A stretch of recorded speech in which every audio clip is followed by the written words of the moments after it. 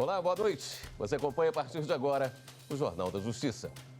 Segunda turma do Supremo Tribunal Federal começa a julgar ação penal contra o ex-deputado Aníbal Gomes, que é réu na Lava Jato. Ele é acusado de lavagem de dinheiro e corrupção. E você vai ver também.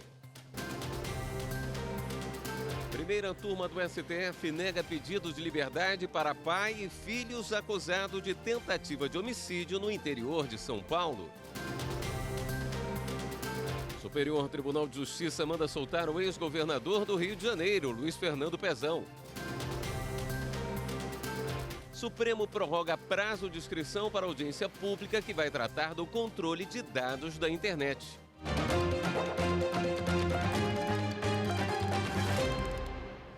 A segunda turma do Supremo Tribunal Federal começou a julgar uma ação penal contra o ex-deputado federal Aníbal Gomes, réu na Lava Jato. Ele é acusado de lavagem de dinheiro e corrupção. A repórter Carla Lucena acompanhou a sessão e tem outros detalhes para a gente. Carla, boa noite.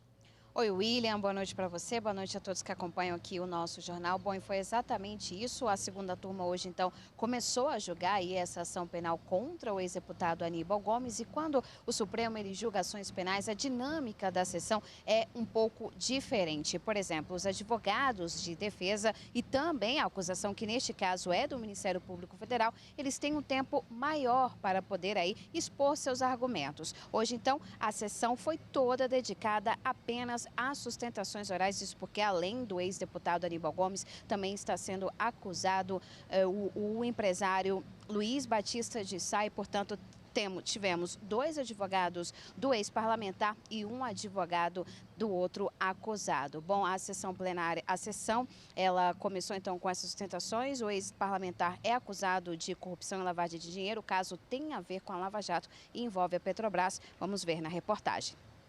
O ex-deputado Aníbal Gomes, do Democratas do Ceará, se tornou réu na Lava Jato em 2016. Ele é acusado de lavagem de dinheiro e corrupção. Segundo o Ministério Público, em 2008, o ex-parlamentar teria atuado junto ao então diretor de abastecimento da Petrobras, Paulo Roberto Costa, com o intuito que a petroleira assinasse um acordo extrajudicial para quitar dívidas. Para facilitar as negociações, Aníbal teria pedido propina. Aníbal Mendonça recebeu vantagem devida para atuar em defesa dos práticos. Que Aníbal Mendonça ofereceu vantagem devida a Paulo Roberto Costa para que ele agisse dentro da Petrobras, viabilizasse o acordo dentro da Petrobras, fizesse com que esse acordo fosse aprovado pela diretoria da Petrobras.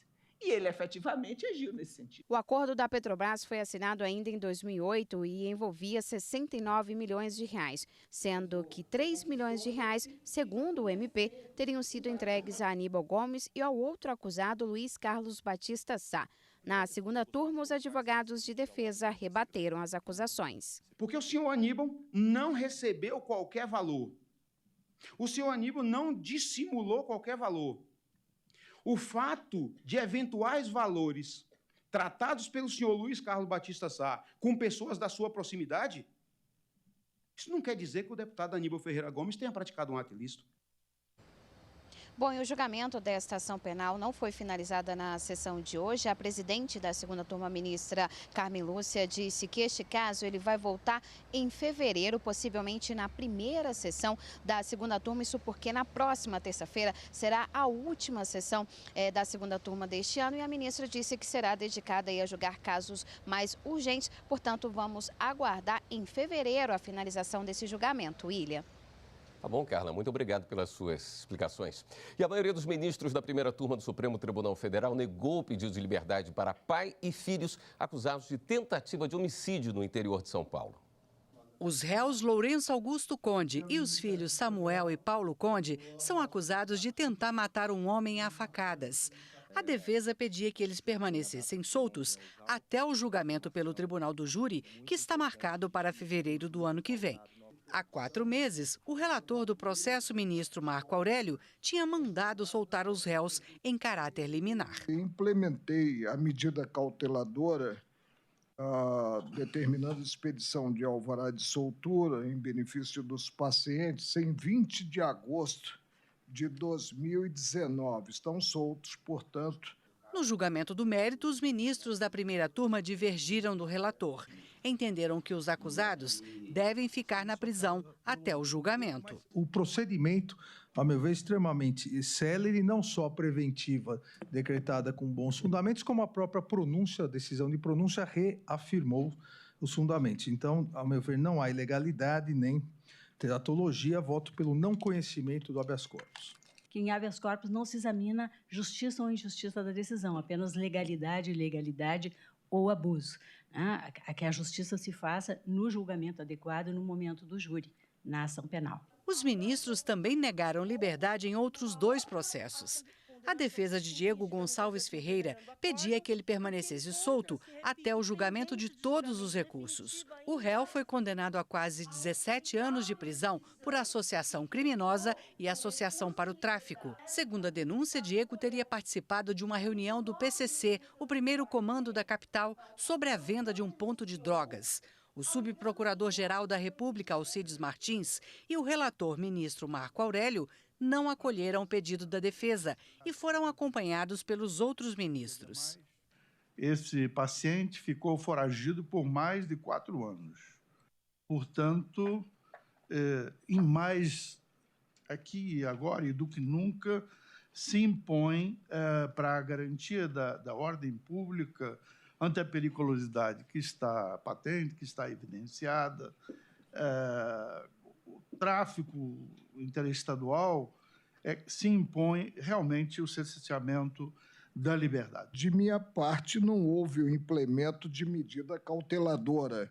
E agora, presidente, estou me reportando aos fundamentos que lancei à época, quando indeferi a medida cauteladora, para concluir pelo desprovimento do recurso. Também por unanimidade, a primeira turma negou o habeas corpus para Inácio Silva de Freitas, condenado a 9 anos de prisão por extorsão mediante sequestro. A defesa pedia para anular o julgamento pelo Tribunal de Justiça de Minas Gerais ou reduzir a pena, mas os ministros não aceitaram. A decisão do Tribunal de Justiça se mostrou fundamentada e não calcada apenas, em informações coletadas na fase de investigação, porque os depoimentos foram corroborados e os elementos coligidos na fase de investigação foram corroborados por depoimentos de testemunhas confirmados, esses depoimentos,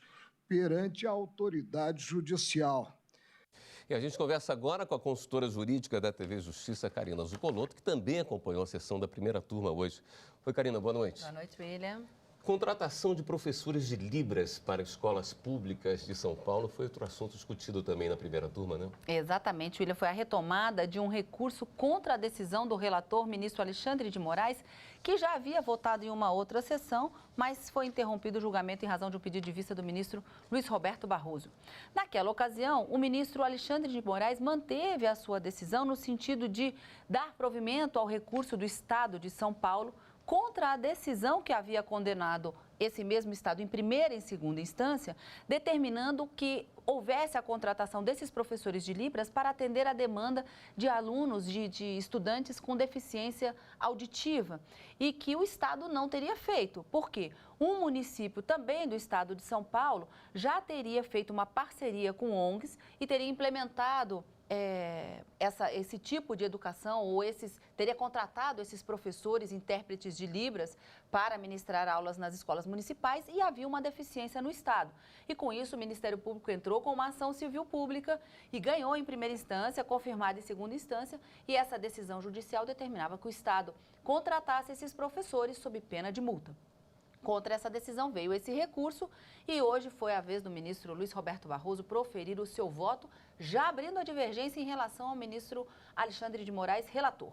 Para o ministro Luiz Roberto Barroso, as crianças da escola pública no estado de São Paulo, a partir do momento em que não há professores de Libras para atender essa necessidade de alunos com deficiência auditiva, surdos, estaria havendo por parte do Estado uma negação de um direito fundamental que é a educação.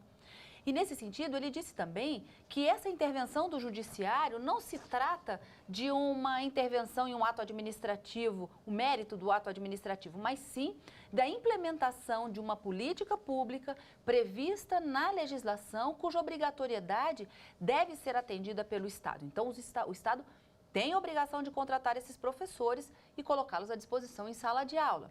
O ministro disse ainda que, logo depois que o ministro Luiz Roberto Barroso terminou o seu voto, o ministro Alexandre de Moraes rebateu, dizendo que não haveria omissão do Estado, na medida em que já 2 resoluções regulamentando esse assunto foram efetivadas, concursos públicos já foram realizados para a contratação desses professores para o ensino público estadual, mas que após a realização do concurso público não apareceram os candidatos para as vagas, talvez em razão do baixo salário, o ministro disse, mas é que professores não se interessaram por esse cargo. Então, que o Estado não poderia ser responsabilizado por uma omissão, já que regulamentou a matéria, abriu concurso público, mas não apareceram interessados. Então, não poderia o judiciário puni-lo em razão da omissão que não existiu.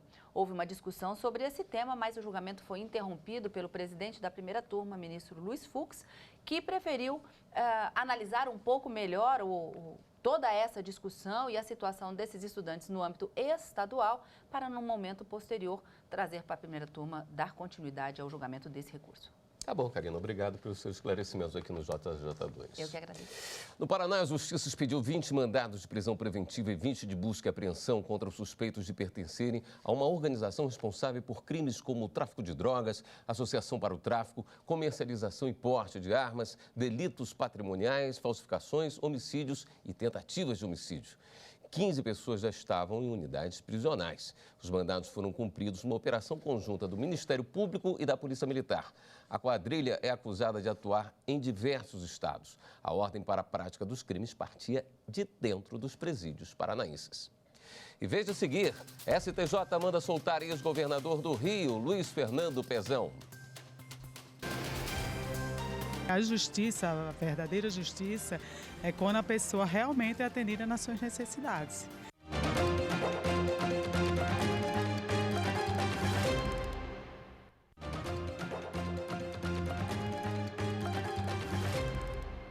O presidente do Supremo Tribunal Federal, ministro Dias Toffoli, destacou nesta terça-feira o papel da Corte na garantia do Estado Democrático de Direito. Ele participou do seminário Supremo em Ação, evento que debate a participação e contribuição do STF desde o início da República no Brasil. Acompanhe. O presidente do STF, ministro Dias Toffoli, participou da abertura do seminário e deu destaque a importantes julgamentos do STF em 2019. Como a criminalização da homofobia e da transfobia e a competência da FUNAI para a demarcação de terras indígenas. Ressaltou ainda o papel do Supremo como garantidor do Estado democrático e de direitos fundamentais. O Poder Judiciário é, ao fim e ao cabo, o grande garantidor do Estado democrático de direito brasileiro. É a última trincheira do cidadão e da sociedade na busca pela efetividade dos seus direitos. O Judiciário resolve os conflitos que surgem na sociedade, promovendo a paz social e fazendo valer a Constituição e as leis, expressões da soberania do povo brasileiro. Por isso, precisamos ser firmes na defesa do Supremo Tribunal Federal. Ao fazermos isso, estamos defendendo a própria democracia, a liberdade e os direitos fundamentais. A relação do STF com o Poder Legislativo foi o tema de um painel que reuniu o ministro do STF, Ricardo Lewandowski, o advogado-geral da União, André Luiz Mendonça, e também o senador Antônio Anastasia. Nós que exercemos no passado a chefia do poder, ou aqueles que exercem atualmente, ou integram os poderes, devem fazer de tudo para que esta harmonia possa prevalecer a bem, sem dúvida nenhuma, da democracia.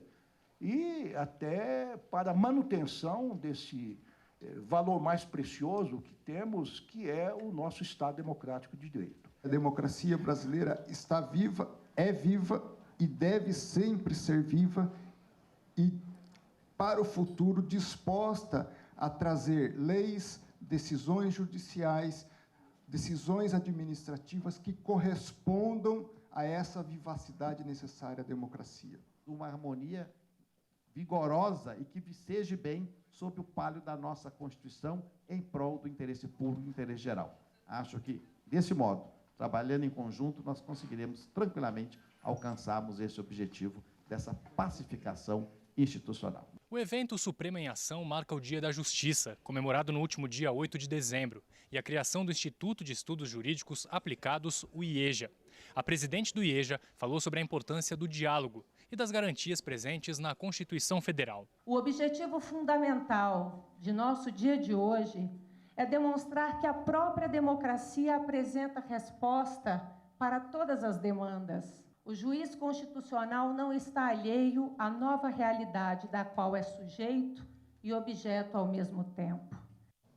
Representantes do governo e do Poder Judiciário se reuniram hoje para discutir mudanças nas regras dos acordos de leniência. Um dos objetivos é retomar obras públicas que estão paralisadas no país.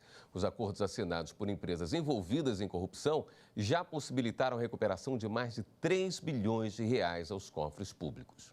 O objetivo do encontro foi buscar meios para agilizar a tramitação e homologação de acordos de leniência, que são usados em caso de combate à corrupção. Os acordos são firmados com representantes de empresas e estatais que confessaram delitos contra a ordem econômica.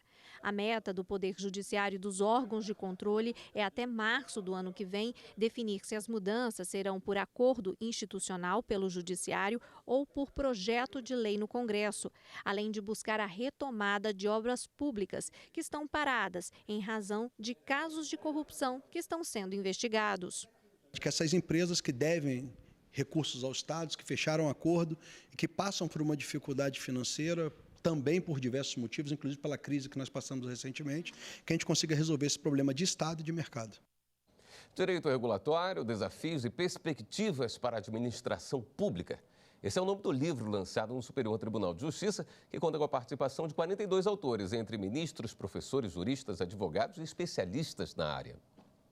O advogado Daniel Castro e o ministro do STJ, Reinaldo Soares da Fonseca, são os coordenadores da obra, que apresenta soluções, perspectivas, críticas e problematizações de temas como regime de contratações públicas, contratos administrativos, proteção de dados pessoais, meio ambiente, entre outros.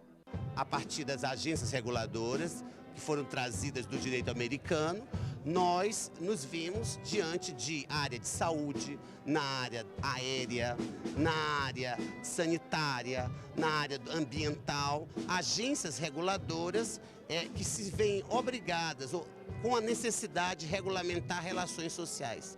Isso é um trabalho que faz parte do direito administrativo, com a participação da administração pública, mas ao mesmo tempo do direito privado, com respeito à autonomia das vontades, com respeito às relações contratuais, e é esse equilíbrio que faz surgir o direito regulatório. O ministro do STF, Luiz Edson Fachin, é um dos autores e falou sobre o processo regulatório. Para ele, o livro é um convite ao diálogo sobre o presente em direção ao futuro. As reflexões aqui contidas são, a rigor, uma proposta de diálogo que é feita com a comunidade jurídica e, ao mesmo tempo, com todos aqueles que estão comprometidos em discutir esse perfil do Estado na sociedade brasileira contemporânea. A regulação na Lei Geral de Proteção de Dados é um dos temas abordados na obra pelo ministro do STJ, Moura Ribeiro. Para ele, a regulação visa a desjudicialização. A questão da regulação hoje está tomando um porte muito grande para nós. Ele visa muito mais uma desjudicialização, o que torna necessariamente, acaba implicando a melhoria do serviço, a melhoria para os jurisdicionados, gerando segurança jurídica, que tanto nós estamos preocupados com isso. E no próximo bloco, o Tribunal Regional do Trabalho da Bahia recebe prêmio CNJ de qualidade. É ter os direitos de cada um sendo respeitados.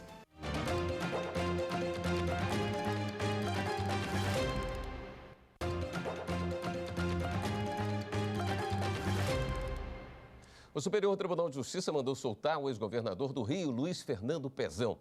A sexta turma, por unanimidade, substituiu a prisão preventiva dele por medidas cautelares alternativas. Repórter Kátia Gomes tem mais informações. Kátia, boa noite.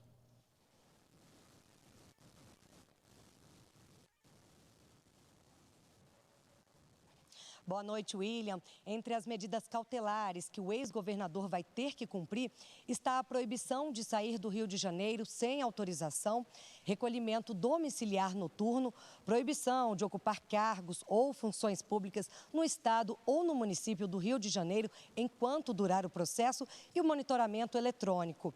Ao justificar a aplicação das cautelares, o relator do recurso, ministro Rogério Schetti Cruz, considerou que não há indicativos concretos de pretensão de fuga ou de tentativa de interferência nas investigações por parte do ex-governador.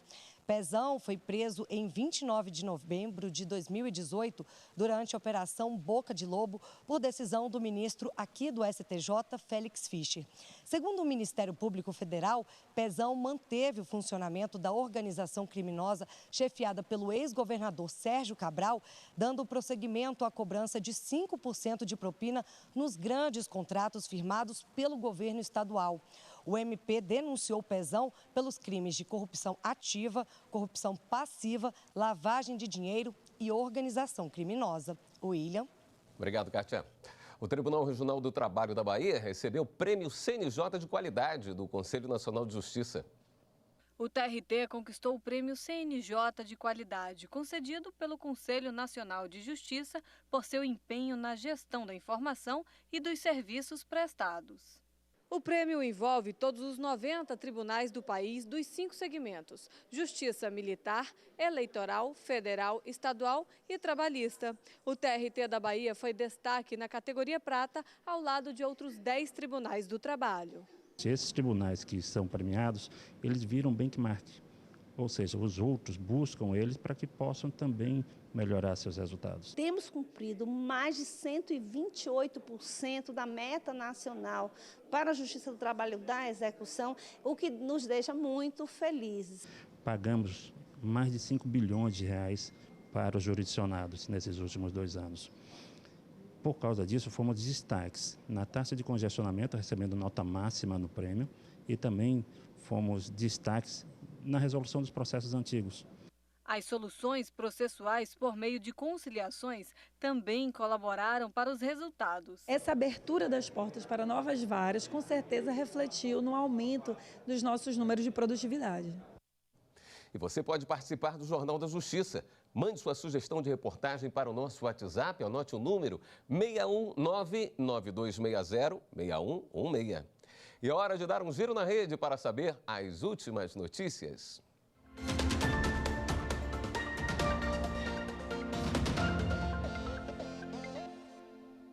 Vamos então até a redação do Jornal da Justiça falar com a repórter Viviane Novaes, quem tem as informações. Viviane, boa noite. Boa noite, William. Bem-vindo de volta das férias e boa noite a todos. Olha, o Conselho Nacional do Ministério Público abriu um novo processo disciplinar contra o procurador Deltan Dallagnol, coordenador da Lava Jato em Curitiba. A reclamação foi feita pelo senador Renan Calheiros, que acusa o procurador de fazer campanha nas redes sociais contra ele nas eleições à presidência do Senado em 2018. Nesta terça-feira, o Conselho arquivou outro caso contra Dallagnol, que apurava se ele cometeu falta funcional ao compartilhar nas redes sociais uma reportagem sobre a suposta prática de Caixa 2 pela senadora Cátia Abreu. A Procuradoria-Geral da República denunciou 15 pessoas no esquema de venda de sentenças judiciais em grilagem de terras no oeste da Bahia. Entre elas estão 4 desembargadores do Tribunal de Justiça e 3 juízes estaduais. A Procuradoria também pediu a prorrogação do afastamento dos desembargadores e de 2 juízes por 180 dias e também o afastamento do 3º juiz. Os 15 denunciados vão responder por organização criminosa e lavagem de dinheiro. O ministro Gilmar Mendes, do Supremo, prorrogou o prazo de inscrições para audiência pública para discutir o controle de dados de usuários por provedores da internet no exterior. Esse é o tema de uma ação ajuizada pela Federação das Associações das Empresas de Tecnologia da Informação. O prazo para inscrições vai até 31 de janeiro do ano que vem. A audiência está marcada para 10 de fevereiro. Bem, o giro fica por aqui. Todas as reportagens do Jornal da Justiça ficam no YouTube. É só você digitar TV Justiça Oficial. William. Obrigado, Viviane. E o Jornal da Justiça também termina aqui. Obrigado pela sua companhia e até amanhã.